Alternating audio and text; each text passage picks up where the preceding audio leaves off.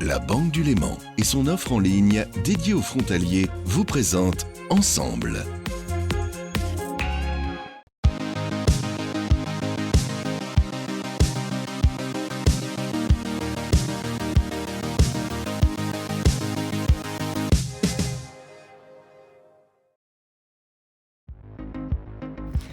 Bonsoir, très heureuse de vous retrouver pour une nouvelle thématique de votre émission transfrontalière. Référendum, votation, élection présidentielle ou législative, les systèmes politiques suisses et français sont bien différents, de même que l'actualité qui l'accompagne. Pour s'y retrouver et le comprendre en un clic, le site sesame.org a été créé il y a quelques mois. En cette année 2022, plusieurs élections se profilent, on en discute avec les deux fondatrices de cette association. On fera également le point sur notre chantier en cours, cette fois sur les bords de l'Arve où des mesures d'aménagement du paysage sont menées. Et puis direction la station des Rousses pour y découvrir la sculpture sur neige. Tout ça, c'est juste après l'actualité transfrontalière du mois.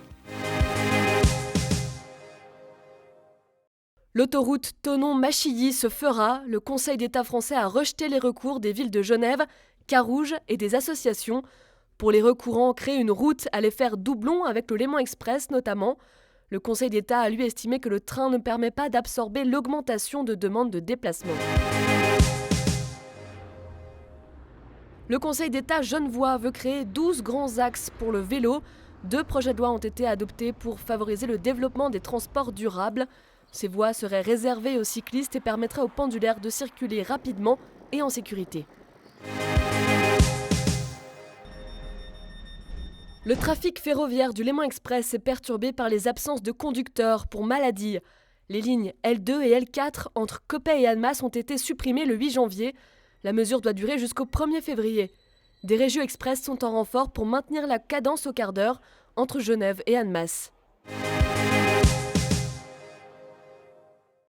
Un nouveau festival se lance dans l'Ain. Savadivonne se tiendra du 1er au 11 juillet à l'hippodrome du Grand Genève. Le chanteur Julien Doré lancera la première soirée. S'y trouveront aussi Véronique Sanson-Slimane ou Ibrahim Malouf.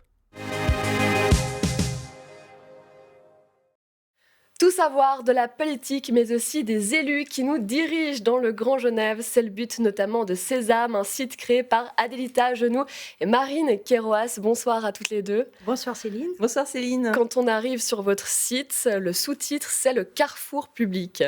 Est-ce que ça se veut un rendez-vous, un lieu de rencontre neutre entre Suisse et France, Marine Kéroas ?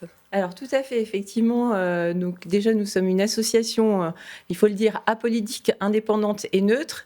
Et en fait, notre site sesame.org est l'endroit où les habitants du Grand Genève vont pouvoir trouver toutes les informations qui concernent à la fois les institutions politiques suisses et françaises, le paysage politique suisse et français, les personnalités politiques de notre territoire, mais aussi bien sûr l'actualité, les enjeux, qu'est-ce qui se passe dans notre Grand Genève. Marine, on s'était rencontrés à l'époque quand vous étiez pour l'Élément Express, vous travaillez pour l'Élément Express. Adélita Genoux, vous êtes journaliste. Comment est-ce que cette idée de créer un site, un carrefour d'informations politiques est arrivée sur le tapis ? 2 éléments. Le premier, je me suis rendu compte, puisque en fait je suis journaliste depuis les débuts de l'imprimerie, je dirais au moment où Gutenberg a inventé l'imprimerie, que le mot politique faisait peur ou était considéré comme un vilain mot. Et puis la deuxième chose, je suis entourée d'un tas de personnes qui, lorsqu'ils croisent un magistrat, par exemple Antonio Gers, disent « Tiens, j'ai déjà vu ce mec quelque part, mais qui est-ce » Et on s'est dit que c'était peut-être utile pour un certain nombre de personnes d'avoir un endroit où on peut, en un seul clic, comme vous le disiez, avec beaucoup de pertinence, avoir ce genre d'informations. Qui est ce monsieur ? Que fait-il ?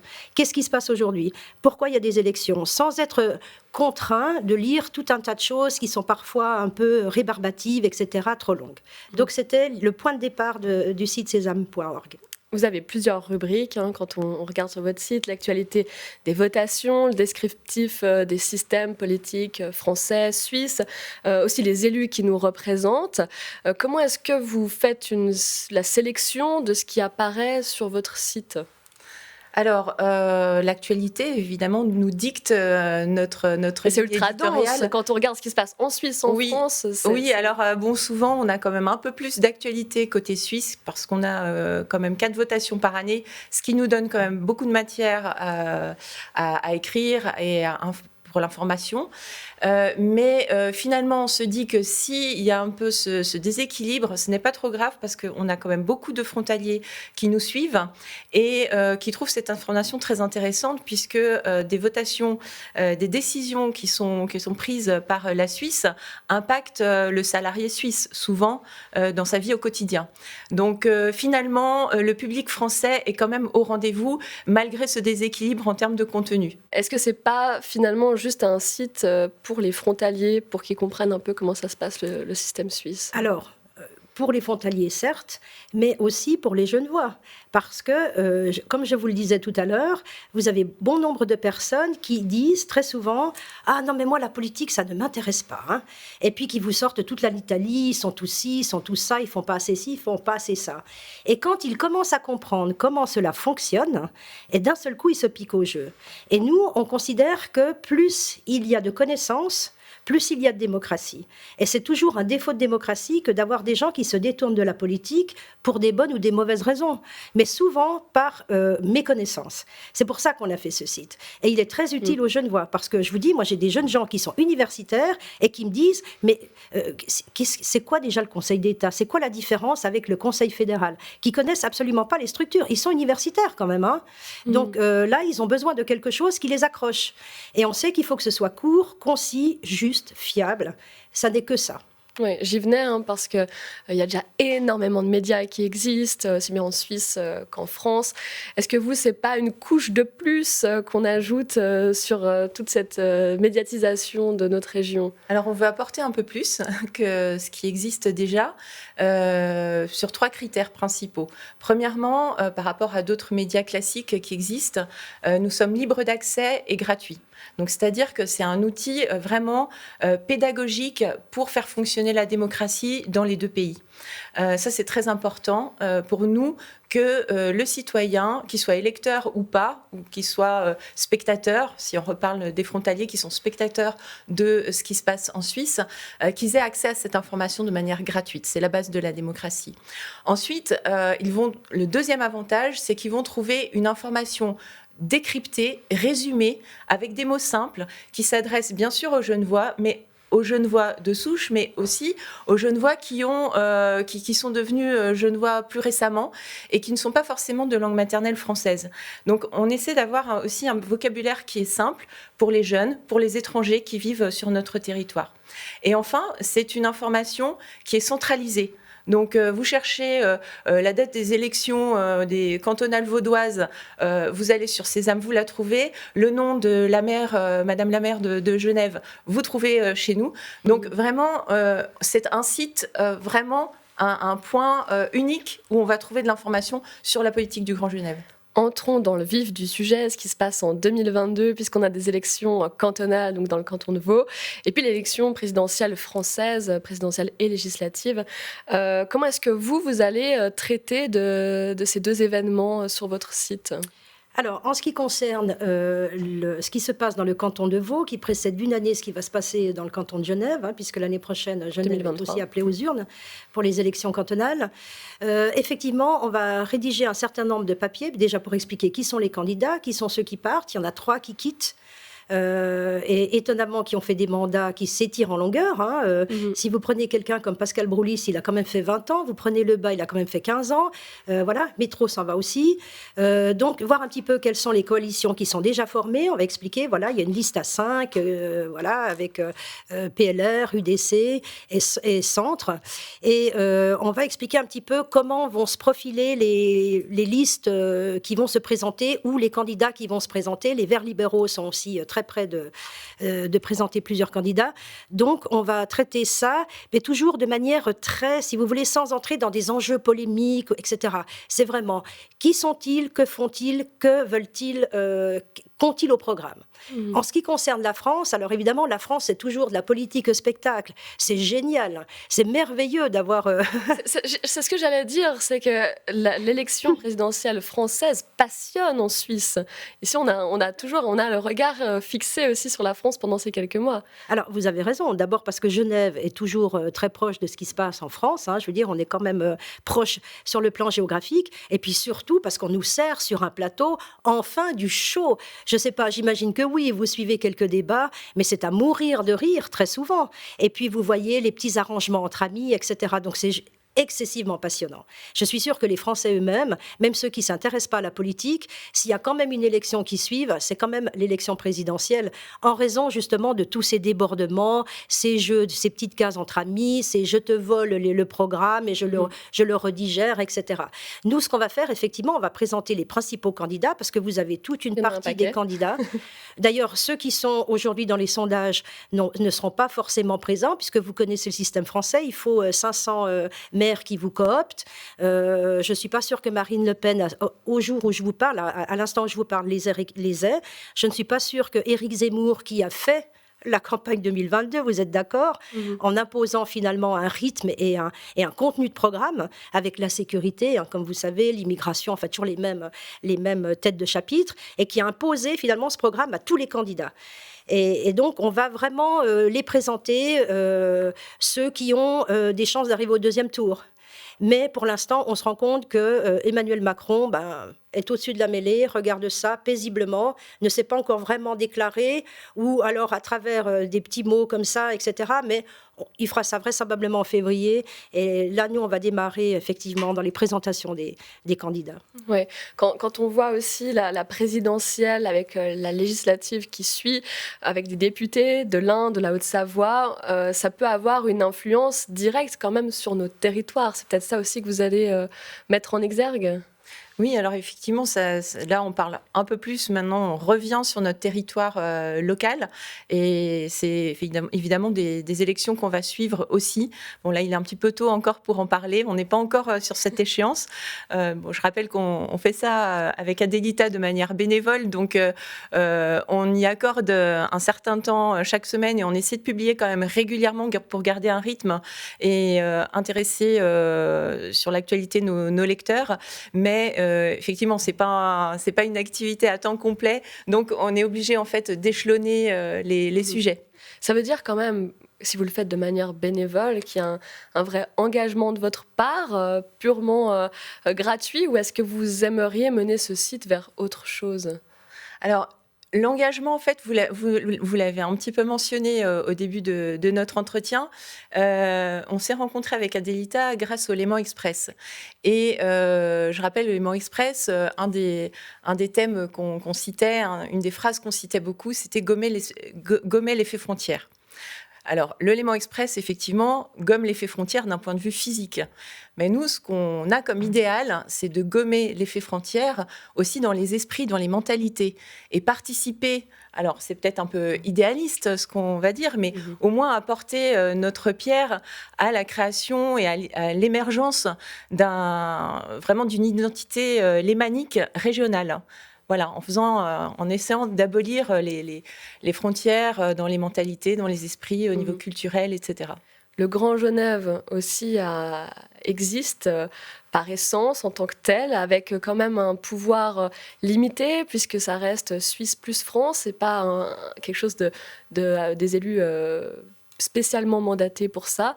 Comment est-ce que vous voyez ce Grand Genève, sa structure, cet organisme politique ? Écoutez, on avait eu la chance de rencontrer récemment, d'ailleurs on l'a posté sur notre site, on avait eu la chance de rencontrer Antonio Gers, et qui expliquait que lui, il avait l'idée, c'est une idée qui n'est pas nouvelle, qu'il avait déjà relayée, me semble-t-il, de créer une instance qui aurait un vrai pouvoir de décision. Une instance qui regroupe, si vous voulez, des gens, et pas des élus, mais des personnes qui habitent des deux côtés de la frontière. Et je pense que ça peut être quelque chose qui peut être exploré parce que il n'y aurait pas de barrage, si vous voulez, légaux en fait, ni constitutionnel. Donc, je pense que cette idée qu'il a serait vraiment d'abord une manière d'unifier. On sait bien que Genève a la richesse, mais est à l'étroit. La France, ou France voisine, manque de place de travail, mais a de l'espace. Donc, on se rend compte qu'il y a une vraie raison à moyen terme, de regrouper les forces. Alors, évidemment, il ne s'agit pas d'annexer, que la Suisse annexe la France, etc., mais il s'agit peut-être, à terme, d'imaginer des partenariats qui soient plus développés, plus solides, et qui permettent à l'un à l'autre de souffler. Donc, je pense que ça peut être une bonne voie. Et puis, pour revenir à votre question, qui est vraiment tout à fait pertinente, c'est vrai qu'il faut de la passion, vous le savez bien. Le métier que vous exercez, vous le faites par passion. Marine et moi, la politique, c'est une passion, mais c'est aussi la volonté d'aider les gens à comprendre que la politique, c'est pas un mot, c'est pas des gens qui, dans une boîte, fabriquent des choses. C'est vraiment, tous les jours, on applique des règles. Tous les jours, on est concerné par les décisions qui sont prises. Et si on peut les comprendre le plus vite possible, je pense que c'est une bonne chose. Encore un tout petit mot, je ne sais pas si je peux le dire, mais Marine, vous êtes française. Oui. Adélita, vous êtes franco-suisse, mais vous avez fait toute votre carrière, votre vie en Suisse. Est-ce qu'il vous arrive de débattre aussi de ces systèmes politiques français et suisses qui sont très différents, notamment en termes démocratiques, d'approche du peuple ? Ah oui, tout à fait.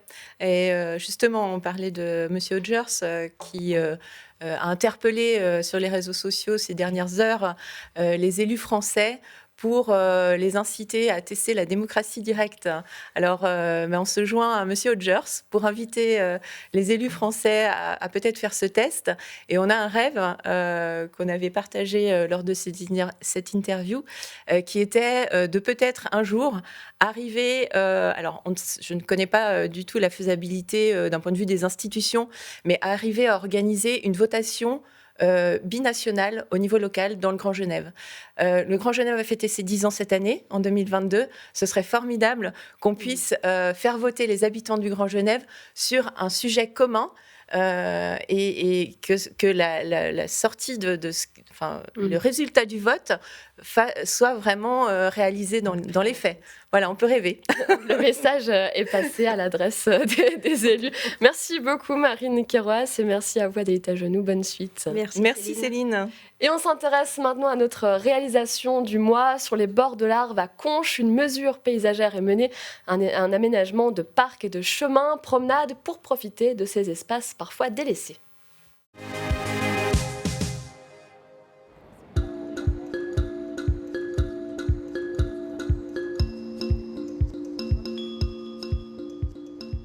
Nous sommes à Chêne-Bougerie, pas très loin de l'Arve. Et l'idée aujourd'hui, c'est de vous présenter un parc qui se situe non loin des écoles. Derrière nous, on avait un espace forestier qui s'est développé suite à la démolition d'une maison. Et l'idée, c'était de voir si on arrivait à gagner en biodiversité. Donc, est-ce qu'on arrivait à trouver des milieux plus intéressants, trouver des espaces d'accueil du public qui pouvaient permettre de profiter de la nature à 2 pas de chez soi. Alors la première phase a été de sélectionner tous les arbres qui étaient intéressants à conserver. Ensuite, on a défriché la partie qui était la moins intéressante. On a créé cette grande prairie. On a travaillé sur la création de mobilier en bois. Et puis, on a développé tout un tas d'aménagements qui permettent de circuler sur la partie haute du parc et de se balader plutôt dans l'espace forestier en bas.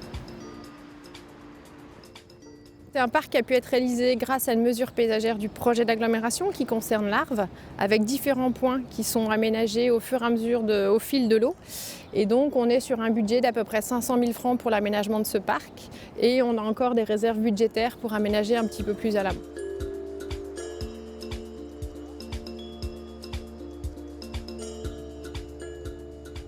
Nous nous trouvons sur la commune de Chêne-Bougerie, sur des parcelles qui se trouvent le long du chemin de Conches. C'est un ancien domaine qui appartient à l'État de Genève. C'est un projet qui est en continuité du projet du Parc des Falaises et qui s'est déroulé en 2021.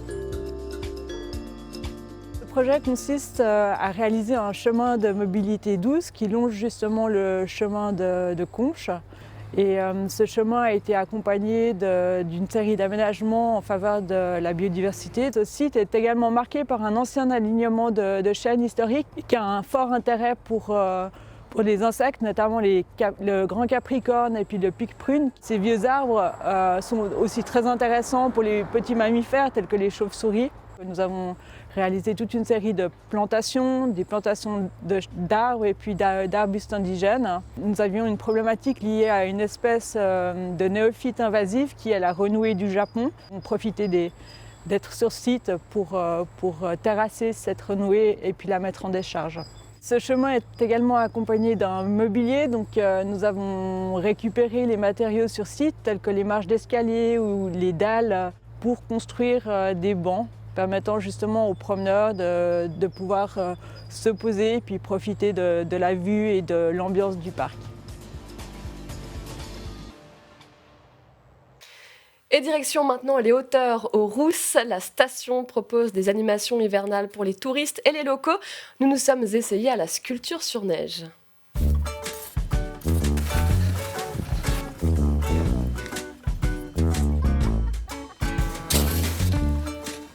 Florian, organisation aujourd'hui de ces sculptures sur neige, ce challenge de sculpture. Comment c'est venu cette idée ?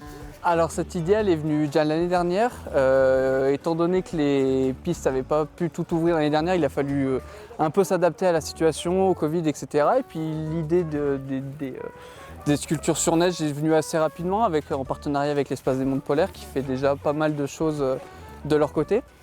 Et du coup, on va proposer ça toutes les semaines pendant les vacances jusqu'à début mars. Là. Et à la fin, c'est le plus beau qui gagne ? À la fin, c'est les 5 plus beaux qui gagnent. Donc tout le monde repart avec un petit quelque chose à la fin de cette animation. Donc tout le monde est content.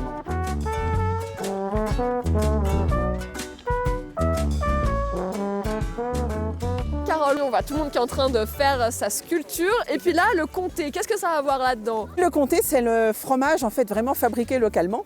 Et on a justement à la station des Rousses le fort militaire transformé en cave d'affinage. Et donc là, aujourd'hui, c'est découvrir un peu le comté et puis le matérialiser en neige, c'est ça ? Exactement. Donc la thématique comté. Alors on part sur tout. Là, à votre gauche, ça sera une cloche. Donc, les belles cloches que l'on met à nos vaches. Tout là-bas au fond, ça sera un tracteur. D'autres sont en train de nous fabriquer une vache.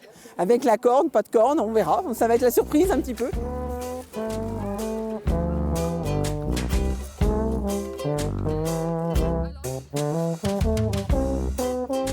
Voilà, on est en train de sculpter une vache.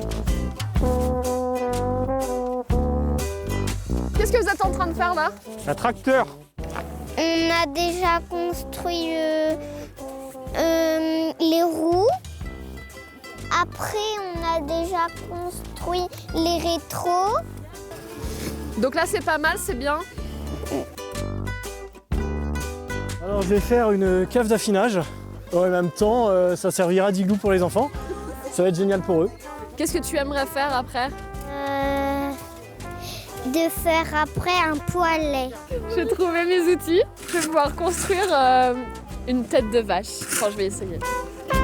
Le haut de la tête, c'est rond. Non, hein. Si jamais je réussis pas, c'est à cause de l'outil. On n'est pas si loin de la vérité, mais on en est encore un peu loin. Hein ? Alors Stéphanie, vous vous occupez à l'Espace des Mondes Polaires d'expliquer scientifiquement ce que c'est la neige, le changement climatique, aussi tout ce qui se passe aux extrêmes de la Terre. Là, on voit que j'ai essayé de tenter de réaliser une vache en neige. C'est un franc succès. Oui, mais c'est bien de préciser que c'est une vache. Ouais. Je précise. C'est pas très facile de la travailler la neige aujourd'hui. On a l'impression qu'elle est friable. Est-ce que c'est quand même une des bonnes conditions pour faire de la sculpture et pourquoi la neige parfois est friable et parfois très molle ou très douce ? Ouais, alors en fait là, la neige n'avait pas forcément la même consistance. Suivant où on va la prendre sur le parvis ici, elle va être complètement friable ou au contraire elle va être très dure et pas facile à travailler ou au contraire elle va ressembler à du sucre. Enfin, en effet, il y a tous ces états-là qui fait que en fait, tous ces états traduisent toutes les conditions atmosphériques qui ont agi sur cette neige et en fonction de la quantité de vapeur d'eau qu'il y a dans l'atmosphère, en fonction de l'endroit où elle va se positionner sur ce parvis, là où on a marché ou on n'a pas marché, elle va en effet avoir des consistances différentes. Donc bien malin celui qui trouve la bonne consistance pour faire une œuvre d'art. Mais là, par exemple, quand on voit qu'elle est un petit peu, comme vous l'avez dit, en sucre, donc on voit elle passe comme ça sous les doigts, ça veut dire qu'il y a moins d'eau, ça veut dire qu'elle a eu... Ça veut dire qu'elle a déjà subi une transformation et notamment qu'elle a reçu de l'humidité. Et en fait, quand je prends de la neige, que je la mets dans mes mains, eh bien, il va y avoir un contact avec la peau qui elle est chaude. Et donc forcément, il va y avoir une toute petite pellicule d'eau qui est peut-être pas forcément visible, mais qui va se former. Et en fait, elle va regeler instantanément. Et du coup, cette neige va coller à votre main. La vitesse à laquelle cette neige elle va fondre dans votre main, elle va s'accrocher à la main. Ou alors, si elle a déjà fondu une première fois, elle va être plus difficile à fondre une deuxième fois. Elle va prendre un peu plus de temps. En gros, Et c'est laquelle la bonne consistance? Ça dépend ce qu'on veut faire. Si on veut faire simplement un bloc sans angle particulier, là je vois qu'il y a une meule de comté qui a été faite, là on s'amuse avec n'importe quelle neige. Par contre, quand on veut commencer à rentrer dans des détails comme ici, eh bien là il faut trouver une neige qui est déjà beaucoup plus compacte, qui se tient toute seule, donc qui a déjà un peu d'humidité et donc on va pouvoir la travailler et elle va pouvoir tenir. Merci beaucoup Stéphane Niveau. Je vais essayer d'arranger encore un peu cette Oui, il y a de l'espoir quand même. Peut-être me réapproprier une création qui a été faite. Mais ça peut encore être transformé en meule de comté. Oui, peut-être que c'est une bonne idée. Merci beaucoup. Merci à vous.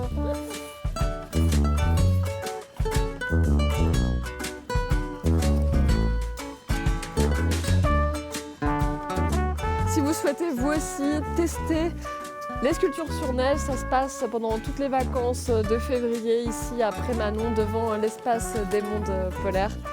Je reste sur cet échec, je vais aller faire un igloo. C'est la fin de cette émission, merci de nous avoir suivis, belle soirée sur Les Monts Bleus et à très vite.